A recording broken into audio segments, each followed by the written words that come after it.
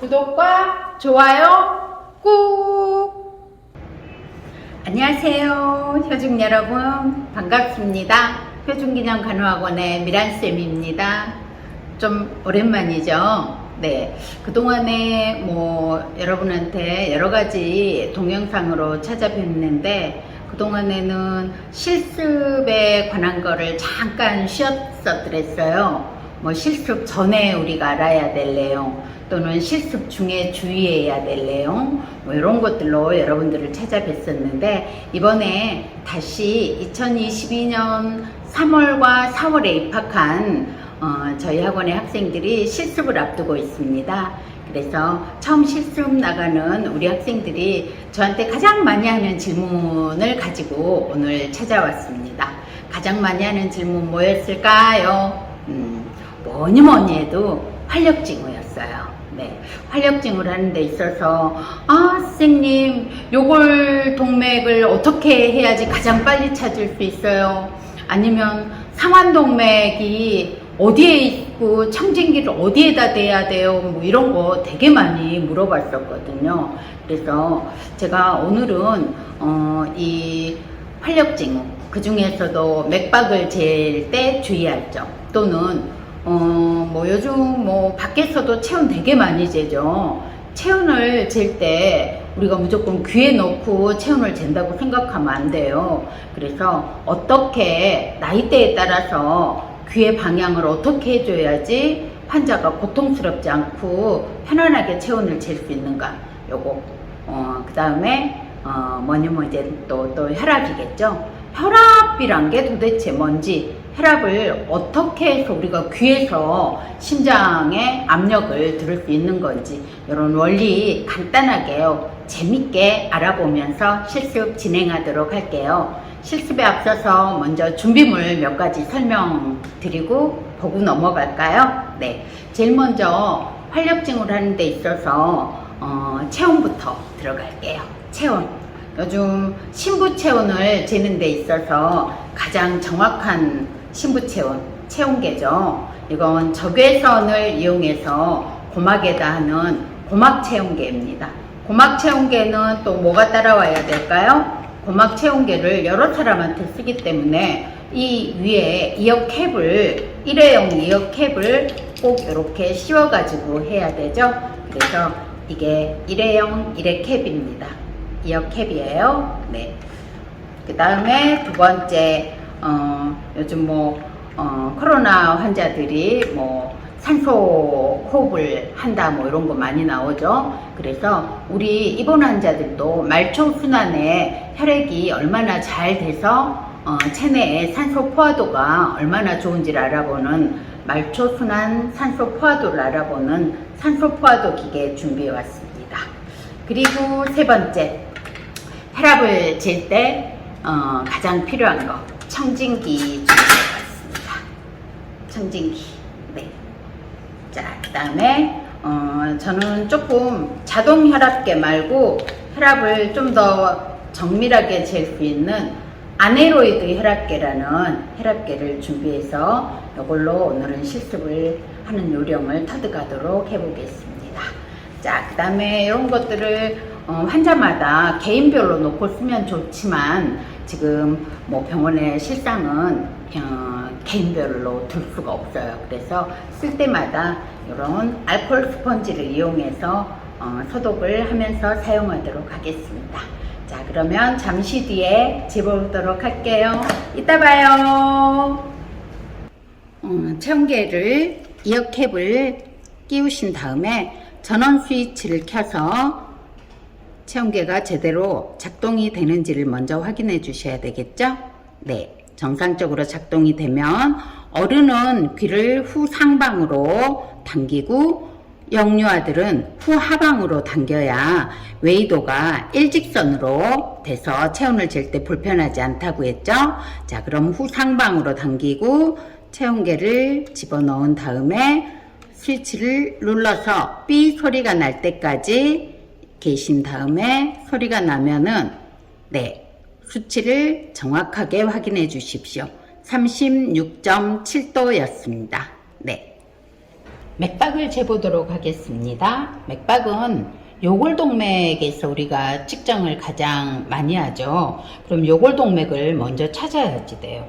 요골동맥이라는 거는 이 팔에 뼈가 두 개로 나누어져 있죠.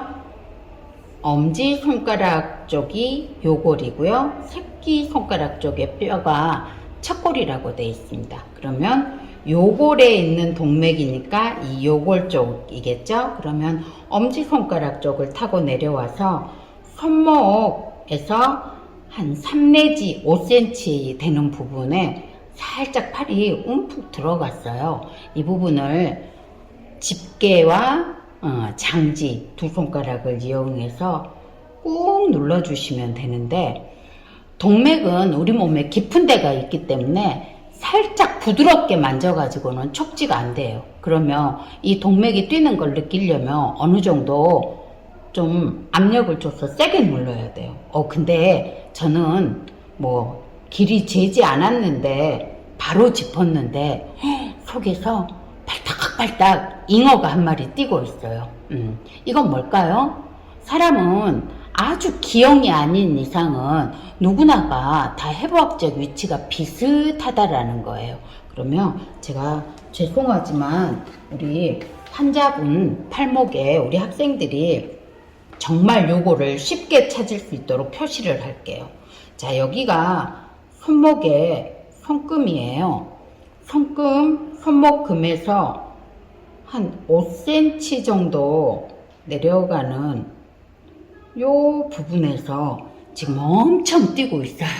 그래서 제가 여기 그냥 눌러보지 않고도 이렇게 갖다 댔더니 안에서 뛰고 있습니다. 여기가 어디라고요? 맥박 자리입니다. 그러면 맥박은 여러분들이 처음에는 1분씩 재실 거예요. 그러다가 나중에 좀 익숙해지고 이 환자분의 맥박을 여러 번 재게 되었을 때 리듬이 규칙적이고 그 다음에 이 뛰는 강도라든가 이런 게 좋을 때는 30초만 재서 곱하기 1을 해도 무난할 것 같습니다. 그렇지만 리듬이라든가 강도가 불규칙하신 분은 꼭 1분씩 재주셔야 된다는 거 잊지 마세요. 네. 자, 그러면 또 요골동맥에 이어서 우리가 찾아야 될 부분이 한 부분 더 있어요. 혈압을 재기 위해서 꼭 찾아야 되는 동맥입니다. 이번에는 상완동맥이라는 아이를 찾아가 보도록 하겠습니다. 상완동맥은 이번에는 팔꿈치예요. 팔꿈치에서 이번에는 새끼손가락 쪽을 타고 올라가겠습니다. 그래서 상완 팔꿈치에서 3 내지 5cm 되는 부분에 상완동맥이 있습니다. 그래서 이 부분을 이번에도 마찬가지로 조금 압력을 줘서 세게 눌러야지만이 촉지가 돼요. 그래서 여기 정 가운데에다 재시는 분이 있는데 여기보다는 제가 촉지를 해본 결과 살짝 안쪽으로 쟀을 때가 가장 쉽게 만져졌어요. 근데 요거 안 만져진다고 해서 우리 학생들이 되게 걱정하시는 분들이 많으세요. 그런데 그때도 제가 말씀드렸죠. 특별히 해부학적 구조가 기형이 아닌 이상에는 거의 비슷한 위치에 상완동맥이 있습니다. 자, 그러면 요번에도 저는 그냥 할게요. 팔꿈치에서 3 내지 5cm. 아마 이 환자분도 여기 정도 되지 않을까 싶습니다. 그래서 여기다 청진기를 나중에 대시면 될 것 같아요. 자, 그러면 혈압 재보도록 할게요. 청진기입니다. 청진기 꿀팁 하나 가르쳐 드릴게요. 귓꽂이의 고무 패킹의 위치에 대해서 여러분들이 알고 가시면 좋을 것 같아요. 귓꽂이가 이렇게 반듯하게 있을 때보다 소리가 잘 들리게 하려면 앞쪽으로 이렇게 살짝 비틀어서 앞쪽을 향하게 해서 귀에 꼽으면 소리가 더 진동이 잘 들린답니다. 그렇다고 해서 너무 이렇게 하시면 안 돼요. 살짝만 앞쪽으로. 그래서 귓꽂이를 그 전에 뭐 다른 사람이 썼을 수도 있어요. 그래서 알코올 스펀지로 조금, 내 귀는 소중하니까 내 귀에 꼽을 거죠. 그래서 한번 닦으신 다음에 충분히 말려서 귀에 꼽도록 하겠습니다. 네. 그리고 청진기가 잘 되는지 테스트 해봐야 되겠죠? 오, 완전 크게 들립니다. 네. 이렇게 해서 준비해 주시고요. 그 다음에 아네로이드 혈압계를 준비하셔야 되는데, 아네로이드 혈압계를 구조를 보시면, 네. 에어를 집어넣는 발로닝이죠. 발로닝. 그 다음에 요거는 압력을 볼 수 있는 압력 수치 게이지판입니다. 그 다음에 요거는 우리 팔에 감는 커프죠. 이 커프 감을 때 사실 거꾸로 이렇게 되시는 분도 계세요. 여기 붙일 수 있는 끈끈이 접착 부분이 앞쪽으로 위쪽으로 오게 이렇게 감아 주셔야 되는데, 이 청진기와 혈압계의 원리를 보면 어떤 거냐면은, 여기서 상완 동맥이 뛰는 그 진동을 청진기가 내 귀에 전해주는 게 혈압기의 원리거든요. 그러면 이 청진기에 전해지는 상완 동맥이 뛰는 압력을, 그 강도를 커프를 통해서 내 귀에 잘 들리게 하려면, 이 청진기가 여기 상완 동맥에 느낌을 받는 이 부분에 줄이 세 줄이 나란히 됐을 때 가장 잘 들리는 것 같았어요. 자, 그러면 혈압을 본격적으로 재보도록 하겠습니다. 혈압 재기 전에, 자, 혈압계가 정상인지 먼저 확인해야 되겠죠? 커프에 바람을 꼭 먼저 빼주세요. 네, 이렇게 손으로 꼭 쥐어서 커프에 공기가 하나도 없는 거를 확인하신 다음에, 자, 커프를 감을 건데 상완동맥 찾아놓은 윗부분에다 두 줄이 가게 감도록 하겠습니다. 이때 너무 세게 감아도 안 되고 너무 느슨하게 감아도 혈압의 수치에 변화를 주기 때문에 어느 정도냐면 손가락이 2개 정도 들어갈 수 있는 정도의 여유를 주면 좋아요. 그런데 이 손가락 2개 정도의 여유가 결국은 여러분들의 청진기가 들어갈 공간을 확보해 줬어요. 아까 저기 상완동맥 동그라미 쳐놨죠? 거기다 저 요거 집어넣을 거예요. 이렇게 집어넣었더니 여기 보세요. 줄이, 세 줄이 나란하게 됐네요. 요때가 혈압이 가장 잘 들릴 수 있는 위치라고 해요. 이렇게 감아놓은 다음에 이번에는 발로닝과 게이지를 확인하도록 하겠습니다. 사실 이 팔의 위치와 심장의 위치, 그 다음에 혈압계의 게이지의 위치가 일직선상으로 있을 때 가장 정확한 혈압을 잴 수 있다고 해요. 그래서 여기 보면은 무슨 집게가 달려 있어요. 그래서 우리 학생들 보면 여기 집게를 여기다 고정 이렇게 하시는 분도 계세요. 근데 굳이 이렇게 하지 않으셔도 되고요. 네, 이렇게 뭐 들고 계셔도 되고 바닥에 놓으셔도 됩니다. 그 다음에 두 번째는 발로닝 한번 봐볼까요? 발로닝을 보면 여기 밸브가 있어서 공기를 넣었다 뺐다 할 수 있게 되어 있죠. 요 밸브를 잘 다뤄야지만이 혈압을 잴 때 수월해요. 여기를 너무 꽉 잠궈 버리면 나중에 풀 때 안 풀어져 가지고 두 손으로 풀어야 돼요. 그래서 가만히 잠궈 놓으시고요. 자, 저는 처음 습관이 평생을 간다라고 알고 있기 때문에 요 발로닝을 어떻게 다루는지가 여러분들이 혈압을 얼마나 편하게 잴 수 있는지가 좌우될 것 같아요. 저는 제 손바닥 안에 이 발로닝을 쥐고요. 엄지와 검지 손 위치에 이 밸브가 놓이게 이렇게 잡았을 때가 가장 많은 환자를 혈압을 쟀을 때 무리 없이 손에도 무리가 안 가야 되니까 무리 없이 혈압을 잴 수 있었던 것 같아요.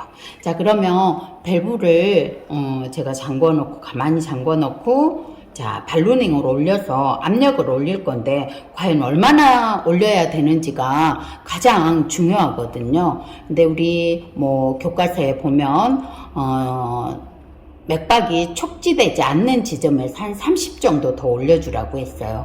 근데 우리 사실 손으로 맥박을 촉지하면서 에어를 넣는다는 거는 여러분들은 사실 너무 힘든 작업이에요.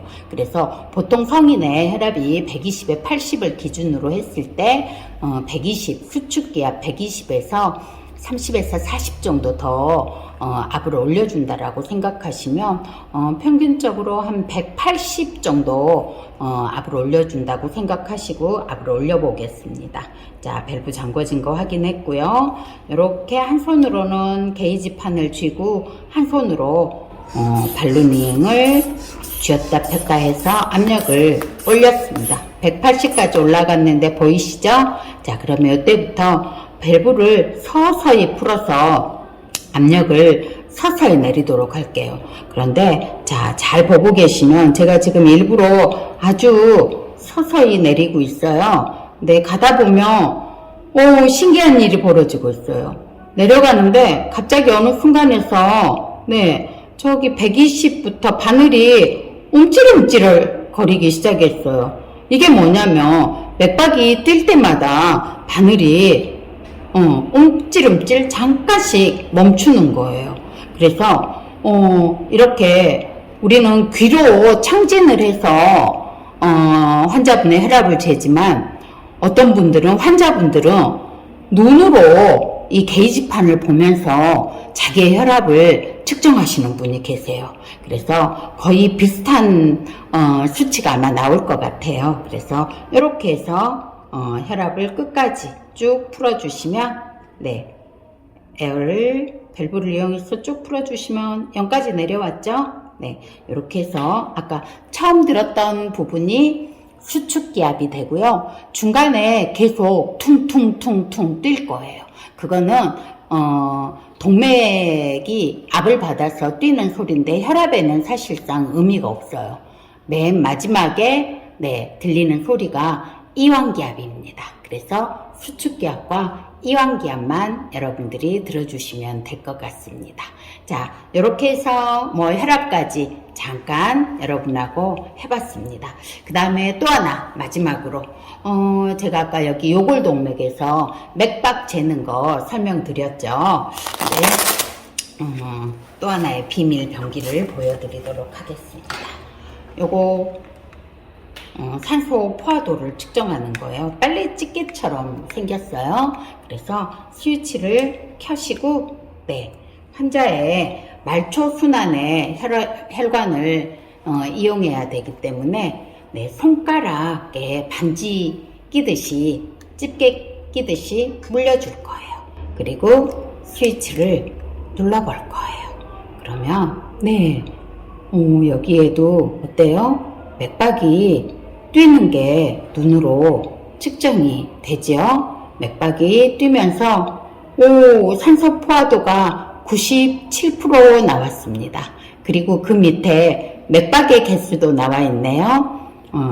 72회로 분당 72회로 나오죠. 그래서 이렇게 해서 산소 포화도와 맥박을 동시에 측정할 수 있습니다. 띵동띵동, 오늘의 표준 팁. 혈압이 정상인 환자들은 사실 180까지 정도만 올려도 여러분들이 혈압을 측정하는데 큰 무리가 없습니다. 그런데 고혈압 환자가 있을 수 있어요. 내가 180까지 올려가지고 게이지를 내렸는데 풀자마자 180에서 혈압이 바로 들리는 거예요. 이러면 어떻게 해야 될까요? 그러면 이분은 180에서 30 정도 더 압력을 올렸어야 되겠죠. 그래서 이런 경우 고혈압 환자들의 혈압을 처음 재시는 경우 풀자마자 혈압이 들리는 경우에는 절대 당황하지 마시고 거기서 30 더 올려주세요.